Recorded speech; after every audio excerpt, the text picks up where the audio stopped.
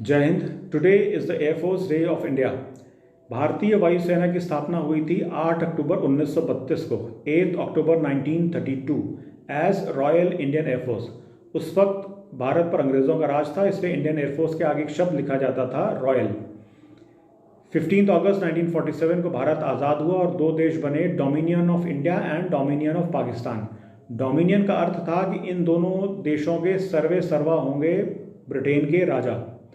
On 26 January 1950, India became a republic and the word royal was dropped from the name of Indian Air Force and it became Indian Air Force. Bharat अब dominion नहीं था, भारत एक गणराज्य था, इसलिए अब नाम हुआ भारतीय वायुसेना। स्वतंत्र भारत की वायुसेना का पहला ऑपरेशन हुआ 26 अक्टूबर 1947 को। इससे एक दिन पहले 26 अक्टूबर 1947 को जम्मू कश्मीर के राजा महाराजा हरि सिंह ने इंस्ट्रूमेंट ऑफ एक्सेशन पर साइन किया और जम्मू कश्मीर भारत का हिस्सा बन गया। अपने इस हिस्से की सुरक्षा करने के लिए इंडियन आर्मी ने अपनी पहली टुकड़ी भेजी, the first battalion of the Sikh regiment. The first battalion of the Sikh regiment was airlifted from Palam airport to Srinagar by the Indian air force. ऐसे कितने ही मौके आए जब भारतीय वायुसेना ने भारत की सुरक्षा की है।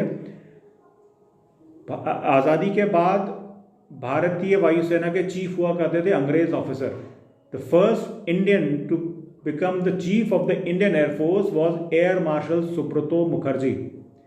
Air marshal Subroto Mukherjee 1 April 1954 को इंडियन एयरफोर्स के चीफ बने और 8 नवंबर 1960 को रिटायर हुए।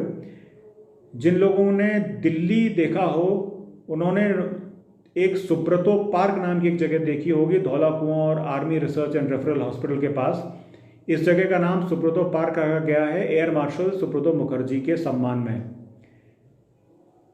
Air marshal Subroto Mukherjee was a three star officer. उस समय भारतीय वायुसेना के चीफ होते थे 3-स्टार ऑफिसर।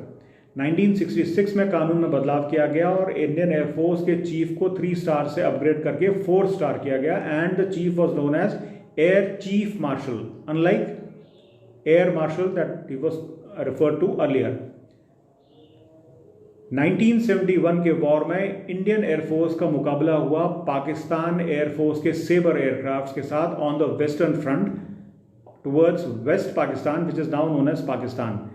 भारतीय वायुसेना ने पाकिस्तानी वायुसेना के कितने ही सेबर एयरक्राफ्ट को तबाह कर दिया। ऐसी ही एक लड़ाई में इंडियन एयरफोर्स के officer flying officer Nirmaljit Singh Sekhon शहीद हो गए। उन्हें भारत के सर्वोच्च वीरता सम्मान परम वीर चक्र से सम्मानित किया गया।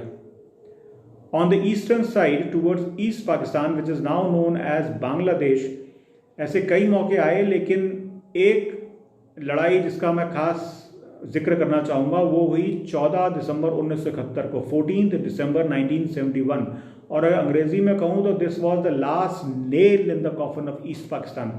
हुआ ये कि इंडियन एयरफोर्स को खबर मिली कि 14 दिसंबर 1971 को सुबह 11 बजे ढाका के गवर्नमेंट हाउस में एक अहम मीटिंग होने वाली है।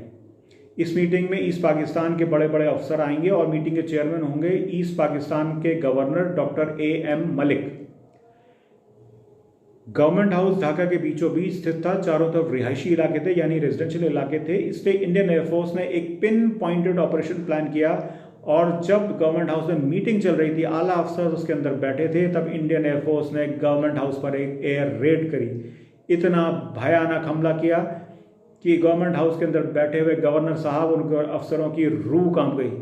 गवर्नर AM मलिक ने एक फटे हुए कागज पर टेबल के नीचे बैठकर अपना रेजिग्नेशन लेटर लिखा कि आज के बाद मेरा ईस्ट पाकिस्तान और इसकी सरकार से कोई मतलब नहीं है, और वो ये फटा हुआ कागज लेकर UNO के ऑफिस पहुंच गए और वहां उन्होंने रेजिग्नेशन दे दिया। और वो UNO ऑफिस में ही बैठे रहे क्योंकि UNO office was a neutral zone, वहां भारतीय सेना हमला नहीं करती थी। और इसके ठीक 2 दिन बाद 16 दिसंबर 1971 को पाकिस्तान ने सरेंडर कर दिया। एक नया देश बांग्लादेश बना। 1999 के कारगिल युद्ध में इंडियन एयरफोर्स ने लॉन्च किया ऑपरेशन सफ़ेद सागर।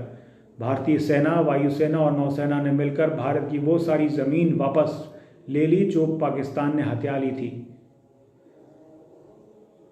Time and again Indian air force has stood by the nation. Today, on the Air Force Day of India, Congratulations, best wishes, and thank you to all officers and airmen of the Indian Air Force.